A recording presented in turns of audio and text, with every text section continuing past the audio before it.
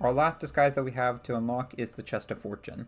This is another one that's somewhat newer than Chest of Legends, but kind of holds like the same prestige as the Chest of Legends in my mind. And the first combination required to complete this one is the Bewildering Blowpipes combinations. And this requires you to complete all Lure, Poison, and Black Powder Dart combinations from page 1 and 2. There's a ton of combinations for this, so I didn't want to list all the ones you have to do for this. I would just recommend going to page 1 and 2 of the new Season 14 combinations and just kind of going through them.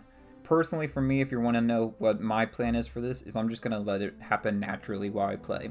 And then eventually when I get all these other disguises unlocked, I may start focusing in on, okay, what specifically do I need to do?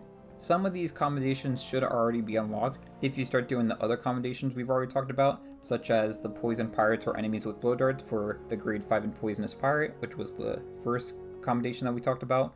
That obviously is one of the ones you need to do for this. Same with the Rusty Bucket Bay combination for attracting gold skeletons into the water with the lure dart. Basically anything that's related to the darts in the blowpipe are going to be counted for this. That's why for me personally I say this is the hardest one, but it depends on how you like to play the game. The other reason why specifically for me this seems to be the hardest one is it requires you to get grade 3 for Fortune's Favor. And if you don't know what this combination is, it's for selling the Chest of Fortune. And this requires you to sell 90 Chest of Fortunes to reach grade 3. For me, I've only sold a measly 7 out of the 90 that are needed, so this is going to be a long grind.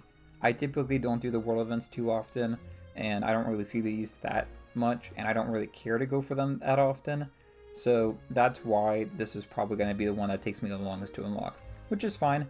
I actually like that they tied this disguise to the Chest of Fortune sold, because it kind of encourages going for the Chest of Fortune more often, and it makes sense, it's a nice reward for that. 90 is a significant amount though, and if you've been going for them since they released back in, I think Season 9 is when they started doing the Chest of Fortune, you may or may not be close to completing this.